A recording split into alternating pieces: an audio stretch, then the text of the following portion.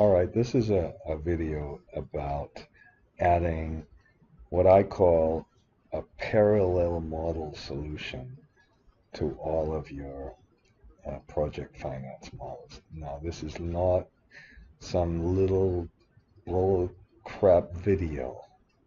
For me, this is just about the most important thing. I've been staying up at night thinking about how to do this and discussing this with you. When we add this parallel model into your model, this parallel, well, yeah, a parallel model into your financial model, you can do so many things. You can solve all the circularities. You can verify all the financial calculations, not the EBITDA calculations.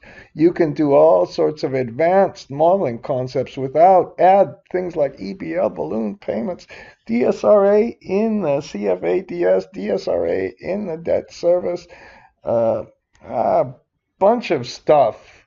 Uh, More, I forgot all the stuff you can do. Equity bridge loans, all that mezzanine debt, multiple debt issues. You can do all of that. I swear, you're not going to believe me. I know people will not believe me and they're going to say it's just a gimmick little crap thing. So before I start, I put this little thing in here where you can go to the website, and my website at least, and I say, look, here, the history. Let's start with the history.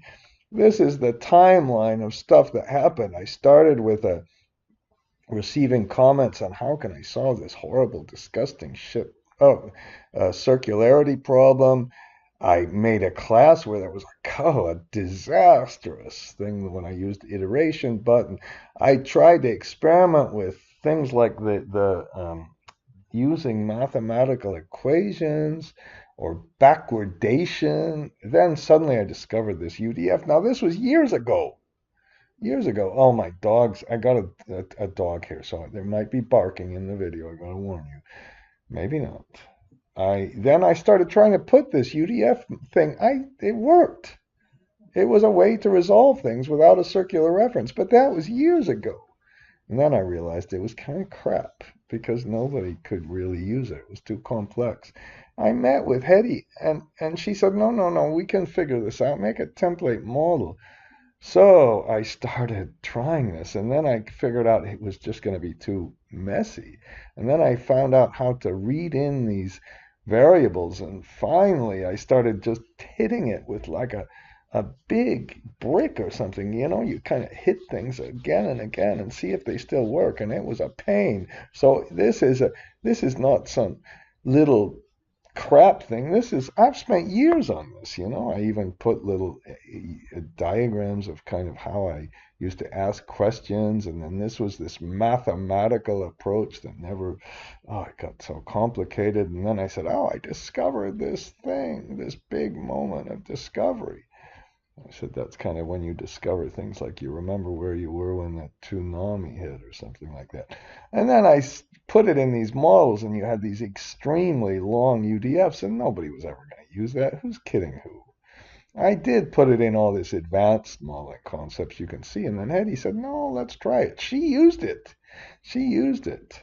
And then I figured out, well, okay, we got to get this thing so we can read in the data. And then I kept hitting it. So now I'm going to show you how it works.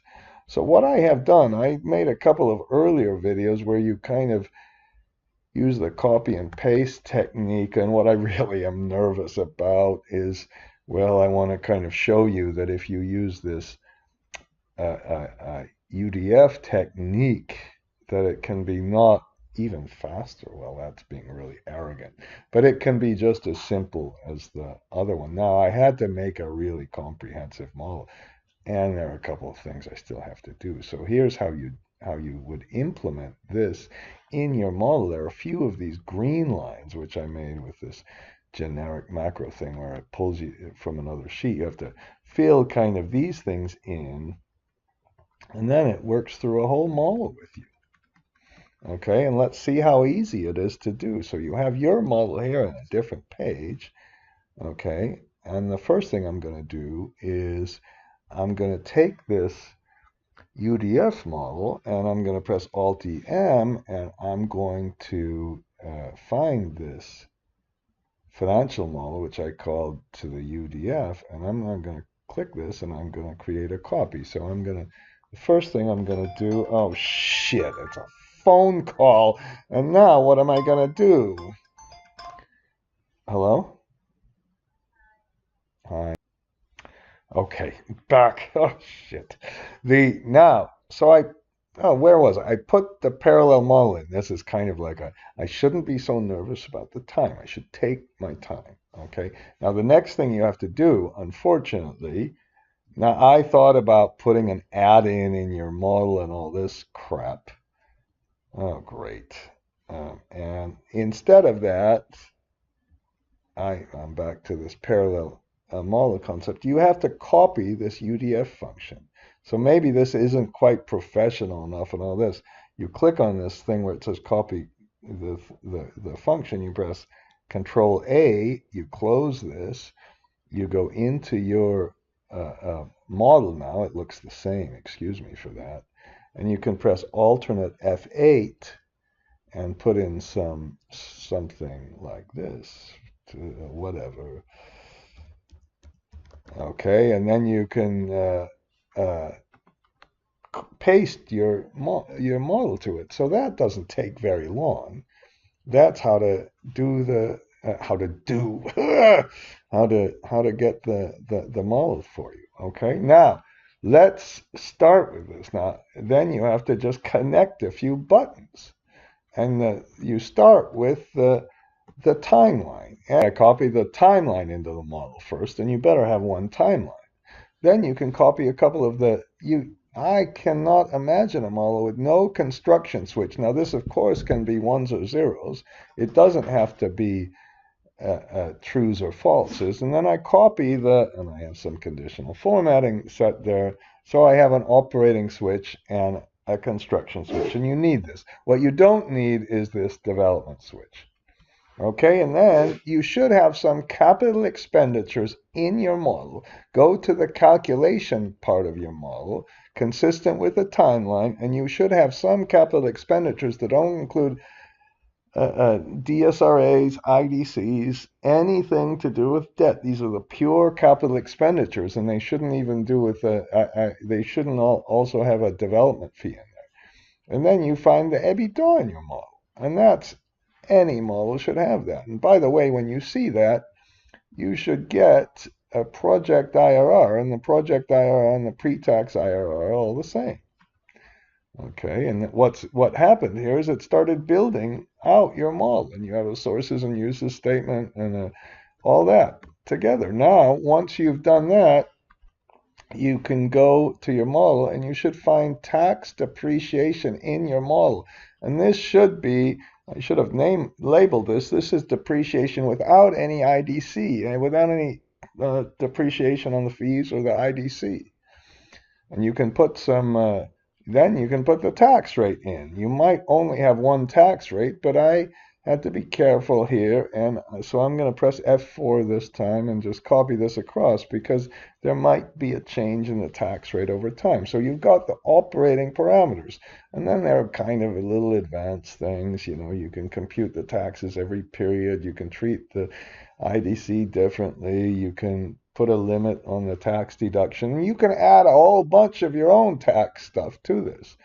And then now I'm going to go to the financing. Now I use this heady method where I put the upfront equity percent, and I have kind of a stupid method. No, that's okay, 50% financing. And then you have different ways to do the sizing. Now, when I did the sizing over here, I don't even have a maximum debt to capital constraint. So I'm going to use number 3, which is debt from the DSCR. And that means I don't have to put a debt sizing in here. So I'm going to leave that blank. And then I have the next thing I put in is the DSCRs themselves. And what you can do is make those DSCRs change over time. But for now, I'm going to do the same sort of thing and press the F4 function. Okay. Now, when I did this, by the way, Oops, I have to press it again. Sorry about that. Oh no, another phone call. God. Now I have some green things there for the debt sizing option on mezzanine debt, but I'm going to leave that out. And so that's 2 out of the 3. So right now we have some debt in here. We have some project IRR and a pre-tax IRR. And now what we have to do is well, let's first put the DSRA in. Now, when you put the DSRA in, I struggled with this. If it's a simple old annual model, you might want to make just the DSRA percentage of debt service, but alternatively, you might want the DSRA to have a number of periods and kind of use the offset function. Now, when you put the debt in, you have to first put in the interest rate. So let's go, and when you find the interest rate, you go downstairs to the debt balance, and you find, if you didn't do this in the model, I hate to say this, but you have to do that. Okay, and I have to press Shift Control F4 twice. That's a pain. And then you can say, do I want sculpting? And if you want sculpting, which we're doing, I put true. Otherwise, you can use a a, a fixed repayment. I can't get words out. It seems like I can't get words out. Then you can put in now, there should be a debt tenure. Put it in US way. Okay, and then you can put in a repayment, but I'm not going to. And you can put in a sweep payment, and I'm not going to. And now we have an equity IRR in our model. Now, what we have to do to get rid of the circular references is go down to where this UDF all worked. So what it did is it put in all these things. It says how much is the sizing of the debt. It went through the interest during construction. It put a DSRA in. And then you go downstairs and it kind of summarizes the sources and uses of funds and puts the components of the equity. And I'm going to explain every single one of these things. I've been working on this too long. And finally, it's got the CFADS in, and the CFADS is a function of the taxes. So you've got this circularity. So then we're going to go down. And the first thing I'm going to do is put in my IDC. And I go up here and find the IDC in the, whoops, I went way too far. I find it in the uses of funds section, just where it should be. Okay, and that solves this kind of circular reference. How magic is that? And then you know what I can do is, for now, I didn't put any debt, but I'm going to put some debt. I'm going to record the amount of debt, the senior debt that I have in the model, to see if it's consistent. And then we're not finished, because what we have to do is, there was a circular reference, and I discussed this in the other models, and there was a circular reference related to the DSRA. And I just, as long as the timeline's okay, I just put that in. And then, finally, there was a circular reference related to the cash flow available for debt service, which is down here. And I left that, I cheated, I left that blank. And I'm going to go and get that from the parallel model, if I can press the Control and Page Down key. Okay, and so far the dog hasn't even barked. It's my son's dog. Okay, and then I press Shift Control R, and now the equity IRR, this is for me really the ultimate check. The equity IRR in this model, that was a whole parallel model that has all of this kind of stuff in it. This equity IRR, the very kind of bottom line, and there's even balance sheet that balances in this model. There's a whole lot of stuff. And this equity IRR is exactly the same as the equity IRR in the other model. Okay? And now you can do, let's just say I change it to the from the P50 to the P99 and put a false here. Okay, that's how fast the parallel model works. And now the IRR is negative 6.59. And it's the same thing over here. Okay, and let's say I put it back to true here. Okay, but I want to change the DSCR to 1.4. Okay, shift control 1. And then now the IRR on the equity is 8.07, and that's what it is over here. Oh my gosh. Let's change, say I change this to complete pro rata, which means that there would be no equity up front.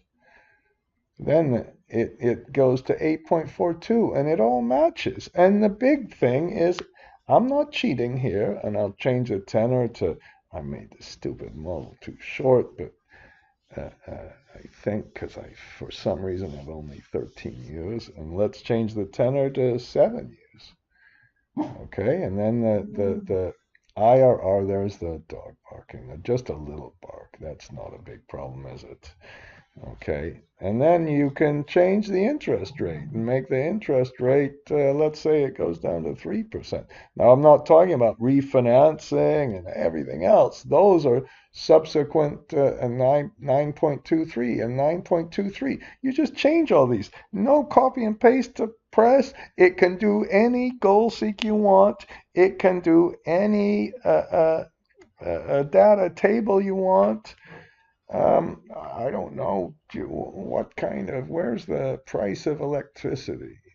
I didn't, I guess I didn't put this in, did I? I just started with EBITDA, which we did with a lookup and interpolates thing. So let's say I want to target, um, I'm just going to put a target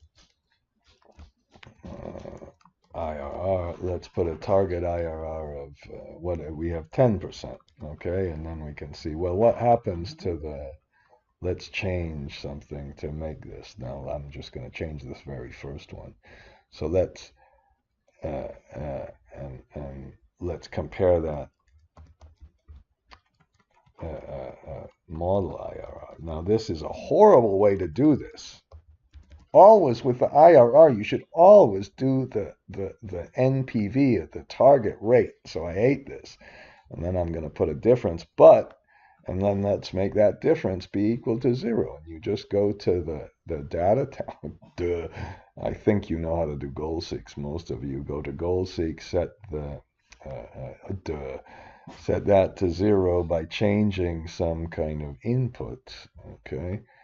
And it all works. Okay. If the goal seek gave you a 0.1, well, that's the goal seek's problem, not mine. Okay, I'm gonna put that here and I'm gonna delete this thing.